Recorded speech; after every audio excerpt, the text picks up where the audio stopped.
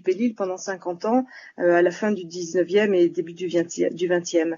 Et alors donc, pour les Amis, ils ont emprunté beaucoup de mots au chinois, ils ont emprunté beaucoup de mots au japonais, donc ils prennent une racine, un mot japonais ou un mot chinois, et puis ils mettent tous les suffixes et tu vois, les suffixes et les préfixes autour de cette racine, et donc tu vois parfaitement à l'oreille que la racine n'est pas du tout un mot amis, tu vois, tu reconnais parfaitement un mot japonais ou un mot chinois, mais tu as toute la morphologie de l'amis autour, donc il y a une flexibilité assez étonnante et complètement intéressante. Et combien de locuteurs parlent l'amis, par exemple? Alors, l'amis, Combien de personnes? c'est l'ethnie la plus importante.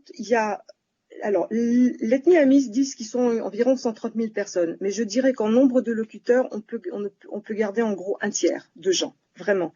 Et les gens qui parlent encore vraiment bien cette langue sont des gens qui sont au-dessus de 50 ans, et plus on descend dans l'âge, moins la langue est parlée en réalité. Et ça, tu sais, c'est un phénomène général dans toutes les langues du monde qui sont en danger. C'est vrai, voilà. c'est presque partout, ça. Voilà, c'est pas spécifique. Il y a à peu près 6500 langues, mais bon. Oui. Mais elles n'ont pas toutes le même statut et elles sont pas toutes en danger de la même manière, tu vois. Voilà. Alors, ces langues morphologiquement complexes sont connues pour leur système à voix multiples. Aussi, je regardais dans ton site, qui sont appelés des systèmes à voix symétriques. Pourrais-tu nous expliquer ces systèmes à voix symétriques? Oui, alors c'est assez compliqué, mais en gros, alors je vais essayer d'être claire. En gros, si tu veux, en français ou en anglais, on a une voix active et une voix passive. Bon, alors ces voix ne sont pas symétriques puisque la voix active est la voix de base, alors que la voix passive, elle est dérivée de la voix de base. Oui. Tu vois, nous, par défaut, on parle avec la voix active. Et si on passe à la voix passive, c'est parce qu'on veut faire un effet particulier ou parce qu'on ne veut pas mettre l'agent en avant. Voilà. Alors que dans ces langues-là, ce qu'on appellerait l'équivalent de ce qui serait une voix active ou une voix passive ne sont pas dérivées l'une de l'autre. C'est-à-dire que les deux voix sont des voix de base. Et en fait, elles dépendent de choses comme des classes de verbes ou le temps. Est-ce qu'on parle au présent ou est-ce qu'on parle au passé, par exemple? Tu vois, est-ce que l'objet dont on parle, le patient dont on parle est un patient défini ou indéfini? Donc, tu vois, il y a toutes sortes de contraintes comme ça. Et donc, la voix passive n'est pas dérivée de la voix active comme dans nos langues, et c'est pour ça qu'elles sont appelées symétriques. Voilà, ça c'est une réponse rapide. Mais après, si tu veux, ces langues donc de Formose et des Philippines essentiellement ont d'autres voix que la voix active et passive. Elles ont au moins parfois 4 ou 5 autres voix différentes.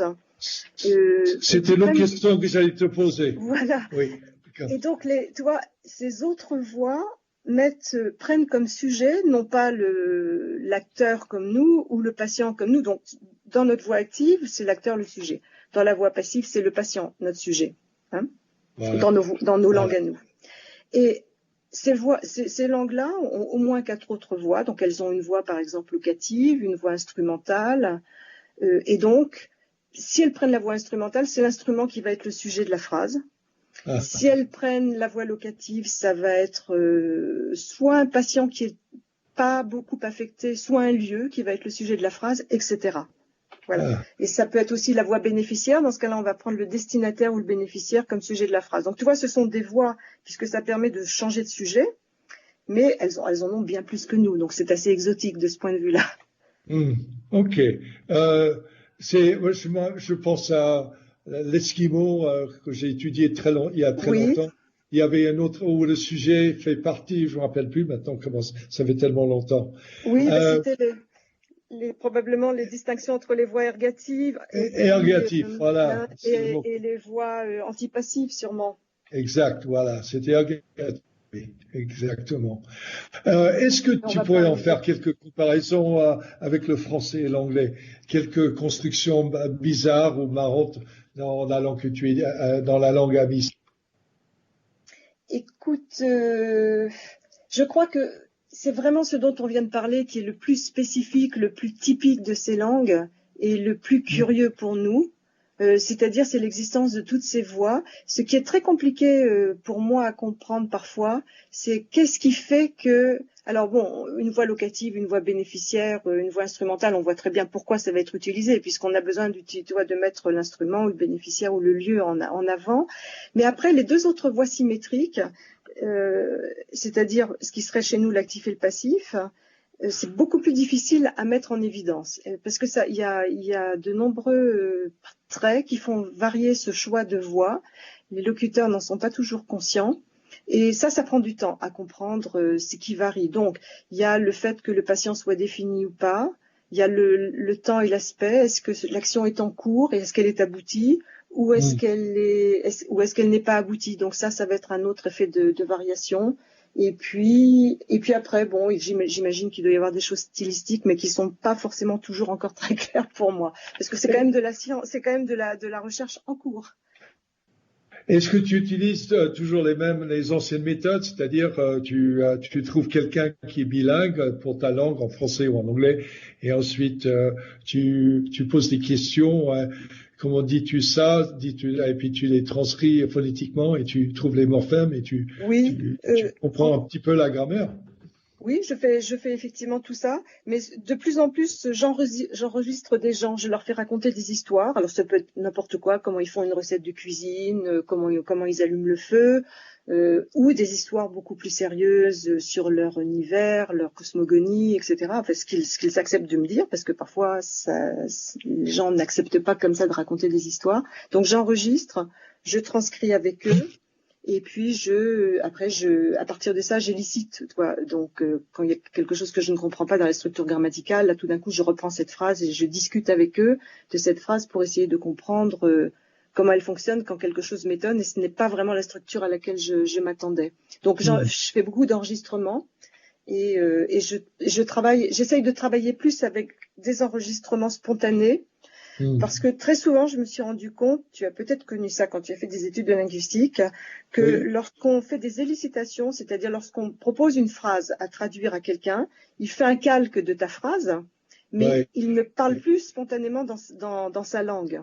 Et en fait, tu as des énoncés qui, du coup, ne sont pas du tout les énoncés que produiraient spontanément les locuteurs et ça fausse complètement les choses. Donc, j'évite au maximum ça et je passe plutôt par des commentaires sur des choses qu'ils ont produites spontanément. Voilà. Et j'utilise des images. D'accord, mais ça suppose que tu connaisses la langue toi-même aussi. Enfin, que tu connaisses vraiment très, très bien cette langue. Tout à fait. C'est-à-dire que maintenant, au bout de 10 ans, je suis capable de faire ça. Au début, effectivement, comme tu l'as très bien remarqué, c'était absolument pas possible. D'autant plus que j'avais 2 handicaps. Les gens ne parlent pas l'anglais. J'avais aucune langue de contact, donc je ne parlais pas suffisamment le chinois pour me débrouiller tout seul. Donc j'avais une interprète en chinois, mais j'étais obligée de passer par des traductions successives, ce qui était un petit peu dangereux. Donc ce que j'ai fait, effectivement, à ce moment-là, donc je faisais déjà mes enregistrements d'histoire, etc., parce que là je savais que j'avais du corpus spontané, mais j'utilisais des images pour les faire parler. Tu vois, donc on regardait ce sont souvent des histoires des histoires en images. Donc il y a des choses très très connues comme l'histoire de la grenouille, c'est Frog Story en anglais. Et ça raconte une histoire. Alors je répétais un petit peu avec les gens parce que ça c'est une chose dont je vais te parler ensuite. Pour les faire parler spontanément. Alors très souvent, ce qui était bien, c'est que du coup, ça évitait les interactions par des langues différentes. Et ils parlaient spontanément, mais moi, je savais de quoi ils parlaient puisqu'ils étaient censés me raconter l'histoire. Mais je me suis aussi rendu compte d'une chose, c'est que l'interprétation d'une image, c'est quelque chose qui est très culturel.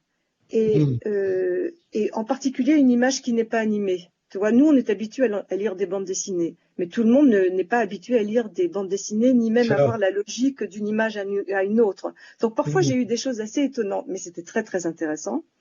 Et donc, voilà. Donc, l'image, c'était très bien pour éviter de la médiation par des langues différentes. Mais je me suis aussi rendu compte qu'il fallait être très, très prudent avec les images. Et ça, je n'avais pas compris ça avant de les utiliser comme ça. Tu vois. Ah oui, tu pensais prendre des images n'importe lesquelles et je pensais que c'était Oui, parce que je pensais que c'était universellement compréhensible, mais les images ne sont pas du tout universellement compréhensibles. Chacun y met des choses assez différentes. Mais peu importe, si tu veux, une fois que j'avais compris de quoi il s'agissait, peu importe qu'il n'ait pas suivi vraiment ce que racontait l'image, mais ça racontait autre chose, et ça racontait quelque chose qui culturellement avait un sens pour eux, qui n'est pas forcément celui que j'avais attendu, mais c'est pas grave. Mais en tout cas, ça m'a permis, si tu veux, ça m'a permis de travailler plus facilement au début, ces images. Alors, c'était soit des images genre BD, bande dessinée, soit c'était des petits films assez courts, tu vois, que je prenais, parfois qui racontaient des histoires liées à leur clan ou des images de la vie quotidienne. Ça aidait pas mal. Isabelle Bril, malheureusement, nous n'avons qu'une minute qui nous reste. J'aimerais que tu poses une dernière question. Les langues sur lesquelles tu travailles sont aussi des langues en danger. Que fait ton équipe pour préserver ces langues? Et est-ce qu'on peut y faire quelque chose? Est-ce que les langues vont éventuellement disparaître? Alors, oui, on peut. Alors, tu as 60 secondes. Si tu veux. Oui, très bien. Alors, les applications, c'est de faire rapidement des dictionnaires et des grammaires qui puissent aider les gens à enseigner ces langues à l'école ou parfois ça sert simplement au groupe à prendre conscience que sa langue est importante et qu'il faut la préserver. Voilà. Donc, on essaye quand même de contribuer à ça. Parfois, on redonne les histoires qu'on nous a données. Parfois, on fait des petits livres pour les écoles avec des images et des illustrations pour les enfants. Et donc, on essaye d'avoir des applications comme ça qui soient utiles pour la population. Surtout pour les jeunes. J'ai remarqué, Isabelle Bril, que tu as déjà écrit 4 livres. Je suppose qu'il y aura un livre ou 2 qui vont faire surface. Oui. Est-ce que les noms de tes sites web pour nos auditeurs curieux? Oui, alors ils peuvent aller sur le site web du Lacito et voir soit par le biais de mon nom, Isabelle Bril, soit par le biais des recherches en Océanie, le site sur lequel on essaye d'expliquer un peu ce qu'on fait tous dans cette équipe.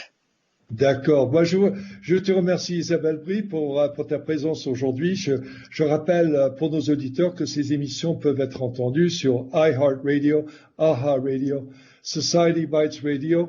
Cliquez sur Cultural Presenters, Global Culture et Curmudgeon Yours ou sur richardbond.com. Il faut cliquer sur Podcast.